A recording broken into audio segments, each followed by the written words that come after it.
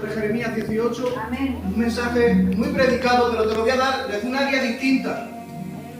Ya que la palabra se puede jugar, en una correcta interpretación se puede jugar con las áreas. Amén. Muy bien. Pero puede hablar a tu vida igualmente. Amén. Vamos a coger Jeremías 18, capítulo 1 y leemos la palabra en el nombre del Padre, del Hijo y del Espíritu Santo. Amén. Dice así: palabra de Jehová que vino a Jeremías diciendo: levántate y vete a la casa del alfarero y allí te haré oír mis palabras. Y descendí a casa del alfarero y he aquí que él trabajaba sobre la rueda, y la vasija de barro que él se echó a perder en su mano.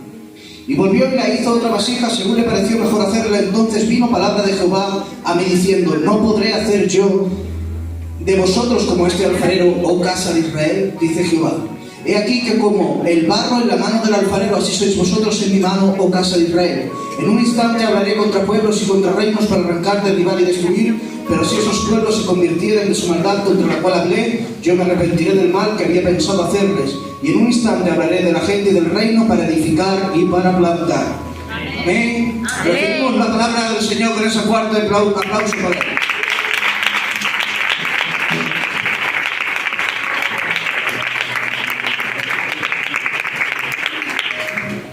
Miren, hermanos, cuando yo leía esto, me llamaba la atención algo.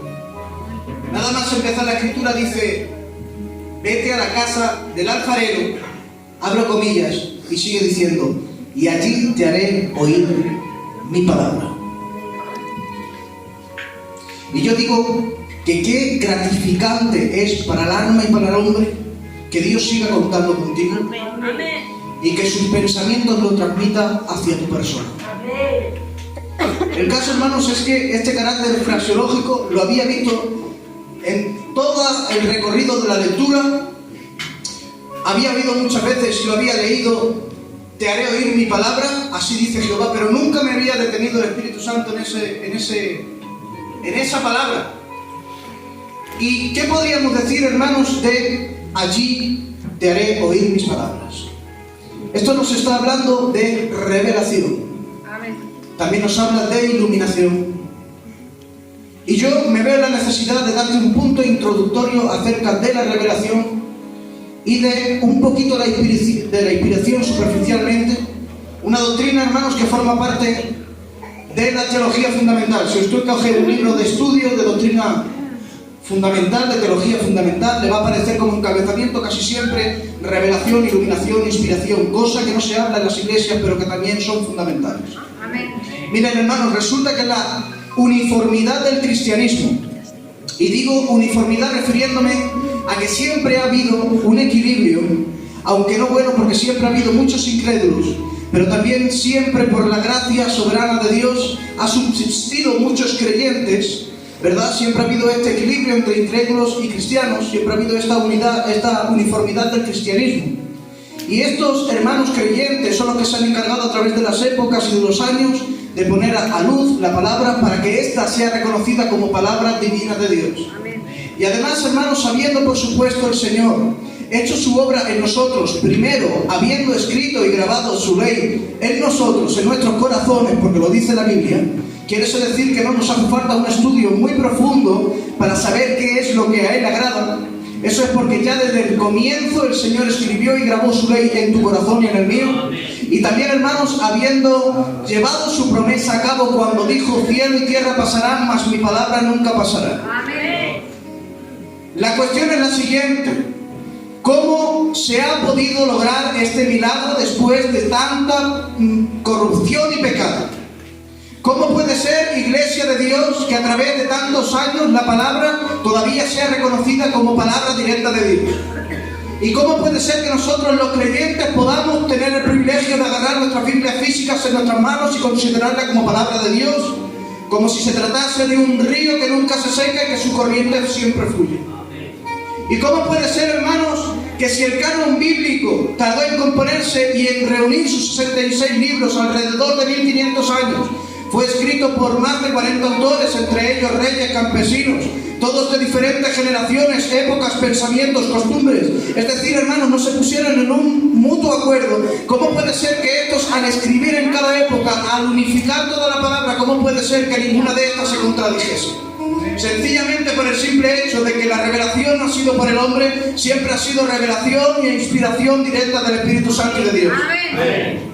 Porque tengo que decirte que Dios siempre ha escogido canales de información para transmitir al pueblo lo que el Señor piensa y desea sobre su amada. El Señor, hermanos, siempre ha colocado en cada tiempo hombres que han sido utilizados como canales para informar acerca de lo que Él desea revelar. Por lo tanto, tengo que decir que Dios siempre se ha manifestado. Amén. Dios siempre se ha manifestado. Amén. Y lo atestigua, hermanos, Efesios 3:14, que nos dice: por esta causa doblo mis rodillas ante el Padre de nuestro Señor Jesucristo, abro comillas y atienda esto, de quien tomó el nombre de toda familia del cielo y de la tierra. No te asustes que ahora mismo te lo explico, hermano. Aquí todas las criaturas morales, incluyendo ángeles y hombres, son declarados para constituir una gran familia de la cual Dios es nuestro Padre. Pero aunque en esta carta paulina, hermanos, se ve reflejada la creación de Dios, el apóstol no está enseñando la paternidad de la creación de Dios, sino que más bien está enfatizando en el simple hecho que desde el principio de la creación de los ángeles, aunque una tercera parte de ellos se revelaran, siempre desde el comienzo ha existido millones de ellos que se han aferrado a la voluntad divina. E igualmente, hermanos, desde el principio de la creación del hombre, aunque muchos fueran los incrédulos, hermanos, siempre ha habido desde el principio creyentes en todas las generaciones. Y tengo que decirte en esta tarde que el enemigo, hermanos, el adversario está rabiando, porque ha intentado de muchos modos interrumpir el programa divino de Dios. Es verdad, hermanos, que los primeros que se levantaron fueron los amalecitas en contra de los cristianos, y es verdad que durante mucho tiempo hemos sido perseguidos los cristianos. Es verdad, hermanos, que a día de hoy la Biblia está prohibida en ciertos lugares. Pero lo que no ha conseguido Satanás nunca, hermanos míos, es que en ninguna sola generación no haya ni un solo creyente. Tengo que decirte que siempre ha habido alguien que ha predicado la palabra. Siempre ha habido alguien que ha profetizado. Siempre ha habido alguien, hermanos, que ha creído en la sangre del Cordero inmolado. ¿Y sabes por qué ha sido esto? Prepárate para lo que te voy a decir. Porque lo que nunca ha conseguido Satanás, señores, es que Dios se quede en el silencio, en el anonimato o en el olvido. Porque desde el principio de la creación y de los comienzos, Dios siempre se ha manifestado revelando su existencia. Amén. ¿Cuántos dicen aleluya? Aleluya. Entonces la Biblia, hermanos, siempre ha sido reconocida porque el Señor ha colocado en cada tiempo hombres que han sido utilizados para transmitir al pueblo acerca de lo que Él desea revelar. Amén. Amén. Y uno de estos canales fue Jeremías, el profeta sensible. Un profeta que fue levantado desde muy temprana edad, aunque forma parte de los 5 profetas mayores. Y tú me dirás, ¿cómo si se levantó desde muy joven? Porque un profeta no es mayor o menor por su edad, porque hablando teológicamente a un profeta se le cataloga mayor o menor por su obra contenida en la Biblia. Amén. Por ejemplo, Ageo solo ocupa 2 páginas y por esto es un profeta menor. Sin embargo, Jeremías es un profeta mayor, forma parte de los 5 profetas, porque tiene un contenido extenso, grande, tiene un mensaje profético. Tremendo Jeremías, hermanos, que marcó en los tiempos del Antiguo Testamento. Amén. Y fue levantado en un tiempo muy difícil. Nos adentramos poco a poco. ¿Están ustedes aquí? Amén. ¿Cuántos dicen aleluya? Aleluya. Fue levantado Jeremías en un tiempo muy complicado. Gloria al Señor. Y fue levantado para transmitir un mensaje fuerte, un mensaje duro, y que no le iba a agradar al pueblo. Nuevamente nos encontramos con un Israel que se había corrompido. Resulta que hacían, hermanos, sacrificios muy fuertes. Los estudiosos, como mis consiervos, sabrán qué clase de sacrificios hacían. No lo voy a mencionar porque es una vergüenza. Pero nuevamente idolatraban, se había corrompido. Entonces Dios levanta a Jeremías y le dice: ve a la casa del alfarero. Y allí Jeremías, hermanos, descubre algo. Descubre que el alfarero de vez en cuando rechaza alguna vasija por su pobre calidad. Pero también descubre que el alfarero vasija es utensilio para darle una forma mejorable. Amén. Y así como el Señor se lo dio a entender al profeta, hermanos, Jeremías, para que diese un mensaje al pueblo. Y el mensaje era el siguiente: que así como el alfarero tenía poder para destruir o para retomar la vasija para darle forma, igualmente el rey soberano tenía poder para esquivar los juicios que vendrían sobre la nación, convirtiendo estos juicios en grandes bendiciones si ellos cambiaban de proceder y se arrepentían. Y este mensaje, hermanos, se extiende para todo el mundo y nos lo aclara Isaías 64, que nos dice la palabra: ahora pues, Jehová, tú eres nuestro Padre, nosotros el barro y tú quien nos formaste, así que obra de tus manos somos todos nosotros. Amén. Igualmente que en aquel día ese mensaje de Jeremías no gustó, posiblemente hoy no te gusta la palabra que voy a decir, pero viene a ser revelación directa de Dios. Amén. Quiero decir que igualmente que Dios tiene poder para bendecir, y el Señor también tiene, sin lugar a dudas, poder para enviar destrucción y para enviar juicio si no hay calidad cristiana. Amén. Entonces nos vamos adentrando un poquito más y quiero que te quedes con esto. Dios quiere tener un trato con todos. Pero hay gente que no admite y rechaza el trato, y por no recibir ni querer ser tratado, recibe los juicios. De los judíos de aquel tiempo. Más bien quiero hablarte de cómo es necesario darle forma al utensilio para que éste sea útil. ¿Cuántos quieren ser utensilios útiles en esta tarde? Amén. Poderoso, gloria a Dios. Gloria a Dios. Quiero hablarte de la disciplina por la que un creyente pasa. Un cristiano pasa por pruebas. Amén. Y muchas de ellas son destacables porque incluso provocan un sufrimiento severo.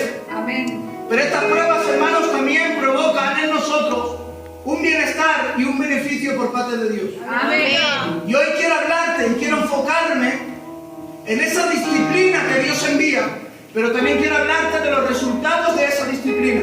Amén. Por eso este mensaje, hermanos, yo le puse en su día que las pruebas de Dios duelen pero perfeccionan. Gloria a Dios. Te lo voy a volver a repetir: las pruebas de Dios duelen pero perfeccionan. Amén. Alabado sea Dios. Amén. Lo primero que nos encontramos aquí es que el Señor le dice al profeta: levántate y vete a la casa del alfarero y allí te haré oír mis palabras. Amén. La cuestión es la siguiente, hermanos. Como decía el pastor el otro día, no sabemos en qué postura estaba el profeta. Si estaba sentado, si echado de cualquier forma para que se le dijera: levántate. Amén. Pero me llama la atención algo, iglesia.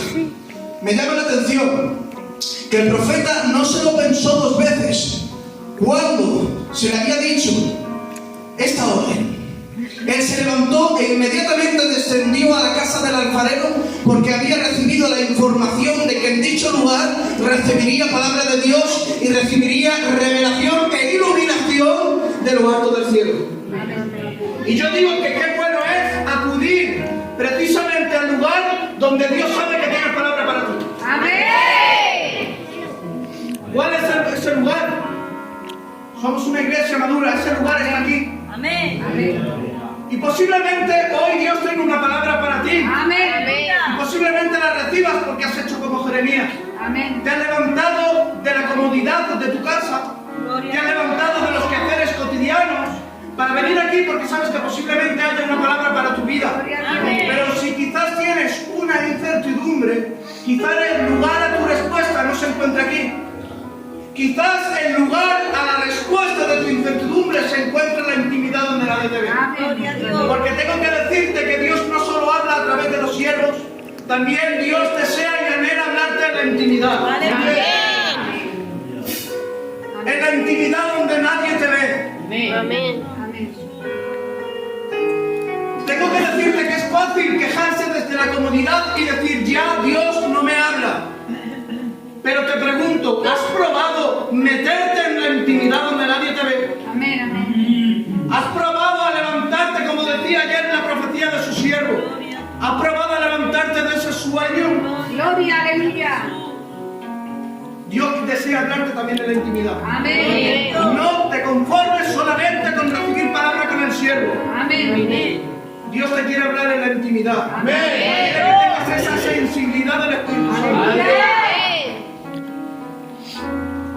El profeta, hermano, se levantó e inmediatamente descendió, y solo cuando él fue a la casa del alfarero es cuando consiguió ver cómo estaba trabajando. Dice la Biblia, y vio al alfarero que trabajaba sobre la rueda. Quédate con esta palabra, trabajaba sobre. Pero aquí quiero que me prestes mucha atención. Jeremías, hermanos, en un principio estaba bajo una postura en la que no se le permitía ver cómo el alfarero trabajaba. Solamente cuando descendió a tal lugar es cuando veía al alfarero trabajando. Y claro, si Dios le hubiera preguntado en ese preciso momento al profeta, bajo la postura de comodidad en la que él se encontraba, si le hubiera dicho: Jeremías, ¿sabes si el alfarero está trabajando en este momento? ¿Sabes lo que le hubiera dicho al profeta? Él hubiera dicho: Señor, Padre mío, no lo sé porque no lo estoy viendo. Está en horario de trabajo, posiblemente esté trabajando, o quizás esté escaqueando, o puede ser que hoy no haya ido a trabajar, puede ser que hoy no haya ido porque no le haya apetecido simplemente. El profeta, hermanos míos, no lo podía saber de ningún modo hasta que no descendió a tal lugar. Cuando él descendió, lo primero que vio es al alfarero trabajando. Ahí Jeremías ya no podía hablar en contra, ni podía coger quejas en contra del alfarero. ¿Sabes por qué? Porque él decidió levantarse para ir a tal lugar y verlo con sus propios ojos. Déjame que te diga algo en esta tarde. ¿Sabes por qué hay muchos cristianos que se quejan y dicen que Dios ya no les habla? ¿Sabes por qué hay muchos que dicen que Dios ya está en el silencio? Porque todavía no se han decidido a levantarse de la postura que les está impidiendo ver cómo el alfarero sigue trabajando. Déjame que te diga algo. Es que quien no recobra sus fuerzas, quien es un perezoso para levantarse, quédate con esta palabra, quien es un perezoso no percibe las cosas espirituales. Quien es un perezoso, quien no se levanta de su postura, pierde las ilusiones por muchas cosas y no disfruta de los cultos. Y sabes qué es lo que pasa, que Satanás toma ventaja sobre ello y pone pensamientos en tu mente para que tengas expectativas diferentes a las que antes solías tener, y te dice: es que el alfarero ya no trabaja en tu vida. Pero ¿sabes? Cuando uno se levanta y recobra su fuerza, es cuando el Señor te hace comprender en este momento que el Señor sigue trabajando sobre tu casa, sobre tu familia, sobre todo lo que te rodea, en el nombre de Jesús. ¡Alabado sea Dios! ¡Alabado sea Dios! Que no es lo que Satanás dice. Amén. Y que se enteren los demonios en esta tarde. Amén. ¿Qué quiere decir el alfarero no trabaja? ¿Sabes qué pasa? Que cuando te acomodas, le haces caso al enemigo y te hace entender que ya no trabaja. Pero cuando decides a levantarte e ir al lugar donde Dios tiene una revelación para ti, Amén. ahí es cuando tú dices: Dios sigue trabajando aunque esté viviendo un momento malo. La gloria, Señor. Amén. ¿Puedo seguir un poco más? Amén.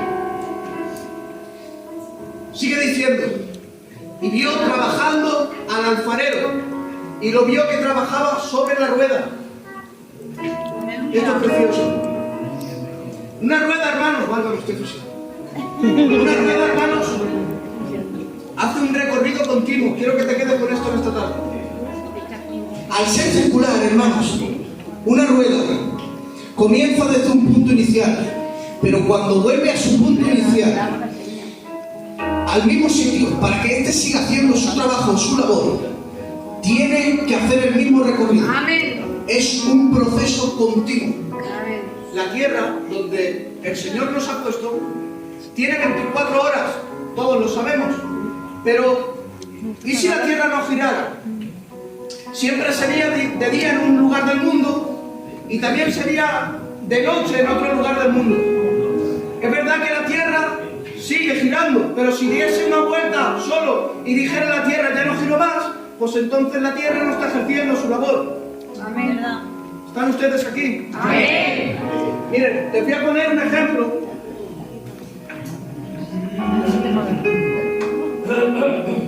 Con este ventilador. Este ventilador tiene un diámetro circular. Y si cogemos como referencia este aspa que está aquí arriba, el aspa empieza a hacer un recorrido. Este es su punto inicial. Y la rueda hace un recorrido. El aspa. Esto tiene un motor que envía una señal a las aspas. Y la información que le da las aspas es la siguiente. Tú empiezas desde aquí, pero tienes que dar vueltas para que el exterior siga generando aire. Amén. Si el AMPA da una vuelta y le dice al motor que le está enviando la información, ya no quiero girar más, el motor se queja y le dice, es que como no des más vueltas, el que te está marchando no le vas a generar ningún aire. Tienes que seguir dando vueltas para generar aire al exterior. Amén. Tú me dirás, ¿para qué me dices esto? Tengo que decirte que la rueda de un alfarero también trabaja así. Una rueda de un alfarero, hermanos míos, para empezar hay un detalle, pero no voy a entrar en eso. El alfarero pisa la rueda, es decir, el alfarero tiene el control sobre la rueda. Amén. Y la rueda empieza, hermanos, a girar. Y cuando la rueda gira, el utensilio también gira. Amén. Pero ¿sabes qué es lo que pasa? Que solamente con una vuelta la rueda no coge forma. Es necesario que el utensilio siga dando una vuelta. Aleluya. Y siga dando otra vuelta. Amén. Y siga dando otra vuelta. Amén. Y mediante la rueda va. Y mediante el utensilio. Y así una vuelta y otra y el utensilio va cogiendo forma. ¿Qué es lo que te quiero decir con esto? Te quiero decir que esto es para cristianos maduros, ¿eh? Amén. Las pruebas de Dios nunca finalizan. Porque Dios me decía, hermanos míos, que con solamente una prueba el cristiano no se perfecciona. Porque me decía el Señor, hermanos, que la madurez espiritual viene a través del sometimiento y de la obediencia a su palabra. Pero el crecimiento del Hijo viene a través de las pruebas que el Padre envía. Alabado sea el Señor. Y yo le preguntaba, hermanos míos, al Señor. Yo le preguntaba y le decía, Señor, ¿por qué tanto dolor? ¿Por qué tanta disciplina? Y el Señor, hermanos, de alguna forma me respondía. ¿Y saben lo que me decía? Me decía, Willy, porque no es a través de una prueba o dos que yo doy ya por finalizado mi trato personal con el hombre. Porque yo amo tanto a mis hijos que mi trato personal no finaliza hasta el día de su partida en esta tierra. Y si el hombre comprendiera, Bobín sigue vivo espiritual, si el hombre comprendiera cuál es el objetivo de mis pruebas, el hombre se postraría y me adoraría. Porque el fin que yo tengo con mis pruebas, aunque muchas de ellas duelen, porque no lo niego, pero el objetivo de mis pruebas es para fortalecer al quien recién era débil, para fortalecer a la fe del que ha creído en mi persona, y para que mediante mi trato todos sean conducidos y arrastrados hacia mi presencia. Amén. Y yo decía, hermanos míos, y te lo digo, el evangelio no es sencillo. El evangelio, hermanos, es complicado. El evangelio no es para un crío, ¿vale? El evangelio es complicado, hermanos, porque las pruebas de Dios duelen. Y eso sin entrar en detalle, porque luego están las debilidades carnales, están los pensamientos negativos. Pero aparte de todo eso, hermanos, también está la presión de las pruebas de Dios, por la que todo creyente tiene que experimentar. Pero yo digo que en esta tarde es verdad que nos condolemos, es verdad que a veces sufrimos, pero bendito sea la prueba sin sufrimiento. Es necesario la presencia de Dios.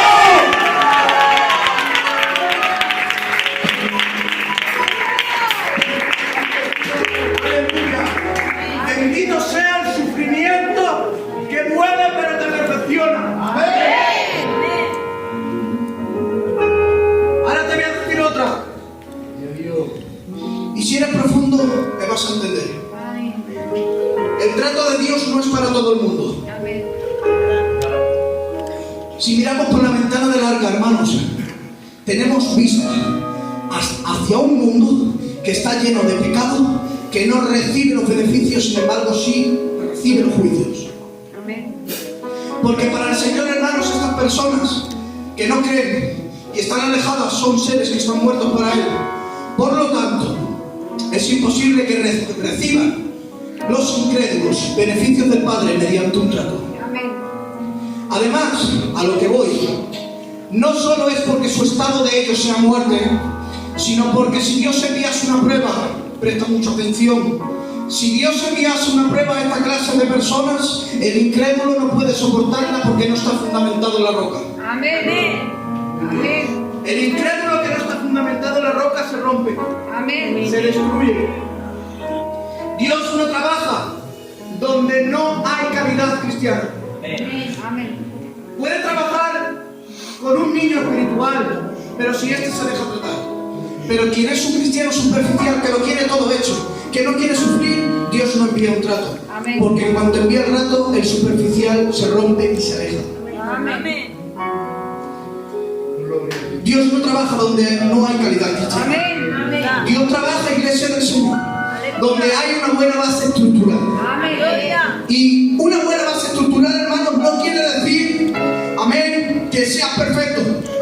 Una buena base estructural, iglesia, quiere decir que Dios te acepta con tus debilidades y errores, pero ya tienes lo fundamental. Ya has creído en el Dios Todopoderoso, ya has creído en la sangre del Cordero Inmolado que te limpió y te rescató, has creído en lo fundamental, ya tienes la base estructural, pero luego viene la parte del trato, luego viene la parte de la prueba, luego viene esa prueba que te mete en el horno, viene esa prueba en la que Dios te mete en el foso de los leones, gracias al Señor. ¿Y sabes para qué lo hace? Para que Jehová elimine tus debilidades, corrija tus errores y fortalezca tu fe. Para eso te digo, hermanos míos, que el trato de Jehová no es con el incrédulo, sino para el que no, para que está fundamentado en la roca. Porque escúchame lo que te voy a decir: el que no está fundamentado en la roca no puede soportar el trato que duele pero perfecciona.